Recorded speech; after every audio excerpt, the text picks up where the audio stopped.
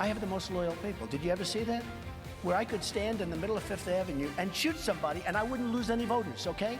That was Donald Trump this weekend with a rather bizarre expression of love for his loyal supporters. They are loyal. Our latest CNN poll shows him with a commanding lead in Iowa, 37%, to Ted Cruz's 26%. The two leading candidates giving the Republican establishment some major heartburn. Let's bring back our panel. We should point out, same thing as with Clinton-Sanders. When you poll only those people that participated in the 2012 caucuses, it's actually a neck-and-neck race with Ted Cruz slightly above Donald Trump. It's only if you include all of the voters that Trump has out there in Iowa that he wins.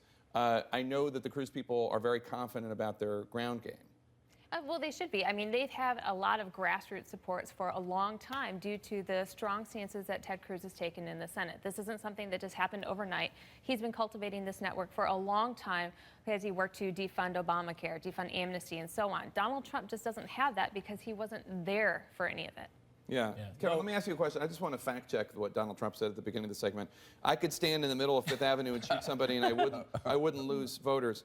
I would fact check that true. Yeah, I mean, I don't even know where we begin with the psychoanalyze that. But he is talking about the intense loyalty that his supporters have in a way that is, I mean, it demonstrates his arrogance, but it also demonstrates just how confident he is that he doesn't have to worry about saying anything wrong. He doesn't have to play the conventional, political game that most folks do. But there is something, because he continually says such outrageous things, and we get so fascinated in that. I do not think Donald Trump has been vetted as a traditional candidate, and we're just now beginning to see that with National Review coming out with their coalition effort to go through the issues and say, hey, maybe we've been caught up in this too long. This guy should not be trusted. Here's the He is a question: tyrant. do those supporters care about issues and his stance on them, or a sense of ideological purity?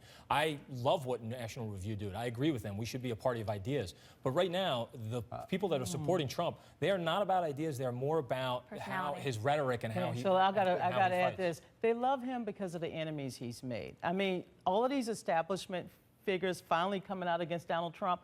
That is like gravy on the potatoes for his supporters. They're like, yes, they want him to be hated in Washington. They want him to be hated by the establishment. So I think coming out with this notion that he can shoot and not lose a vote, that's his hubris. And we're 8 or 9 days away from caucuses. No, the fact is not that he would say it. He just says all kinds of disgusting things, but that he could say it and get away with it, which we know that he will. But see, I think Trump has tapped into something, in a way, the same thing that Bernie Sanders has tapped into. In both parties, you've got somebody tapping into this anti-establishment, this anger again, this frustration.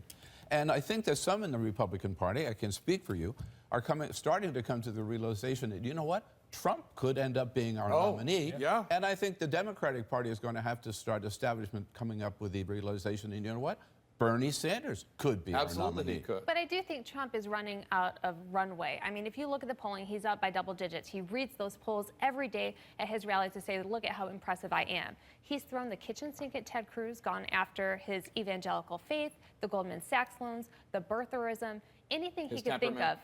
If Cruz beats him, despite of that, Trump is out of tricks to pull in New Hampshire and South Carolina. But he's still ahead in New Hampshire. We still don't know what's going to happen. According to the polls, but maybe not the caucus. We don't know what's going to happen. Any predictions, Donna? For the Republicans? No, for the Democrats. Well, you got to stay neutral. Well, my only prediction is that Donald Trump's going to say something equally outrageous tomorrow, and we will have forgotten that he even said he's going to shoot people on Fifth Avenue. So. Any thoughts? Do you think Bernie Sanders might pull off Iowa? I think Bernie Sanders will win Iowa. I think he will win New Hampshire, and then it's a whole new ballgame. And I know you want to talk probably about Michael Bloomberg. But I think if Bernie Sanders wins Iowa and New Hampshire, I just want to throw this out there. I think Joe Biden will have second thoughts. Joe Biden will not stand by. Oh, you think he's going to run in, jump in? Meaning jump in. As an independent, but not as a Democrat. As a Democrat. He will not stand by. If Bernie Sanders wins Iowa, my belief is that if from? it looks like Hillary's falling apart, Joe Biden will not stand by and let Bernie Sanders become the nominee without a fight. It's interesting because in Davos, just the other day, he said something negative about socialism. We don't need socialism.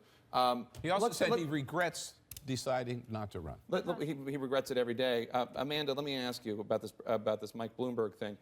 A Bloomberg source told me that they polled for it because I said, well, surely that would just hand the election over to the Republican because Mike Bloomberg is essentially a liberal in so many ways, especially social issues. And I was told no, according to Bloomberg internal polling, what they have, because he's obviously conservative when it comes to some fiscal issues and maybe foreign policy, they have him actually taking away more votes now from the Trump wing than Donald Trump than from Bernie Sanders. Yeah, I find Trump and Bloomberg to be very interchangeable. I mean, they're both big city New York businessmen, billionaires, who have done very well for themselves, who think they can come in and buy the election. And so I find Michael Bloomberg to essentially be Donald Trump with a better temperament. What do you think? Do you think Donald? Well, I Michael guess Bloomberg? we'll go from make America great again, or as I say, make America hate again, to make America safe again. Bloomberg, with all of his policies on guns, safety, et cetera. I think Bloomberg, it's a big challenge to get on the ballot in all of these states. Only you have 79,000 in Texas, for example. So there's over 900,000 ballots. I mean, petitions you got to get signed. Big hurdle, but he needs to make a decision by the first week in March. And would he run if he unless he could win? And what states does Michael Bloomberg win? Where's his grassroots? If we're looking at the electoral map, where does he get enough electoral votes to win? Before we go, I want to introduce to you this moment of Zen in case you went to bed early last night. It's a little comic throwback, as we had this week, a political throwback on the trail. They stomp on our necks and say, "What's the big deal? Take a chill pill, Jill." But we're mad. We've been had, and we're not so glad, quoth the Lorax.